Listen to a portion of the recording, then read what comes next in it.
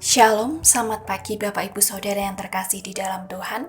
Mari kita mengawali pagi hari ini dengan mendengarkan kebenaran firman Tuhan. Namun sebelumnya, mari kita bersatu di dalam doa.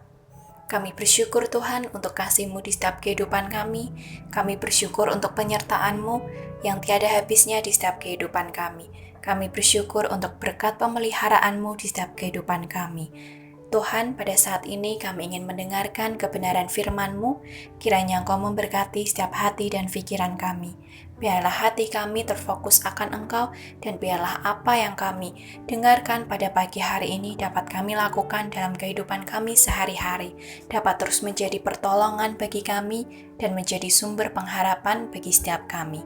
Kami mau menyerahkan kehidupan kami sepenuhnya ke dalam tangan kuasa-Mu. Haleluya, amin. Renungan Suling 18 September 2023. Waspada singa di sekeliling kita.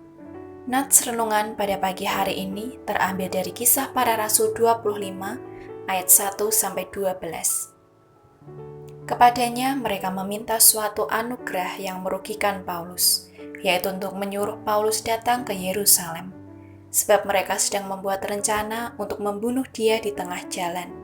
Kisah Para Rasul 25 ayat 3. Jika mengunjungi taman safari, selalu ada tulisan dilarang membuka jendela atau turun di sepanjang area hewan buas. Namun kerap mendengar berita ada saja orang yang melakukannya dan akhirnya mendapat serangan hewan bahkan mati.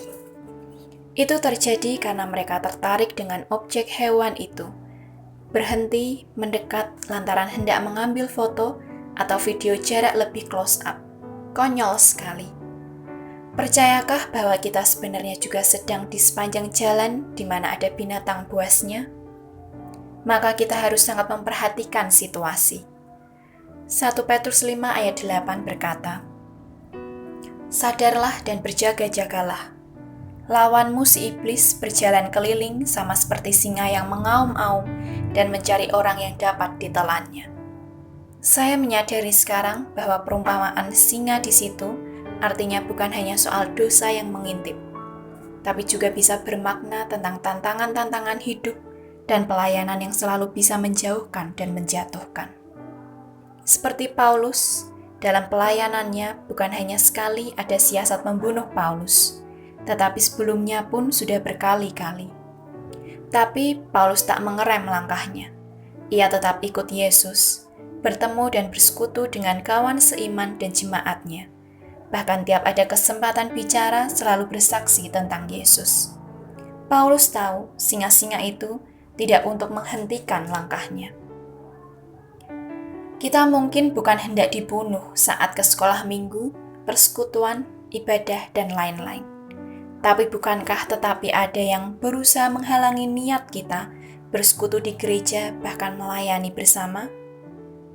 Itu juga adalah singa yang mengaum-aum, yang hendak menghambat kerinduan bersekutu, menghambat pertumbuhan rohani, bahkan mematikan panggilan melayani.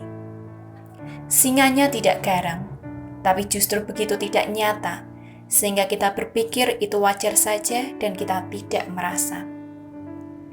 Singa hadir dalam rupa, waktu yang sempit, kesibukan yang bertambah, rasa malas, ada hal lain yang lebih menarik, ada masalah dengan 1-2 orang, dan sebagainya.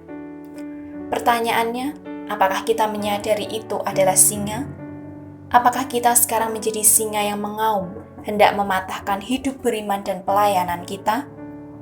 Apakah sudah tepat kita bereaksi atasnya?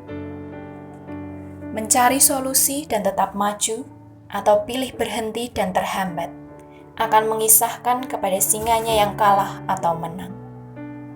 Pokok doa pada pagi hari ini, berdoa untuk persiapan dari tim pelayan KKR 1 dan 2, agar Tuhan terus memberkati segala persiapan yang dilakukan, sehingga bisa menjadi berkat dalam pelayanannya.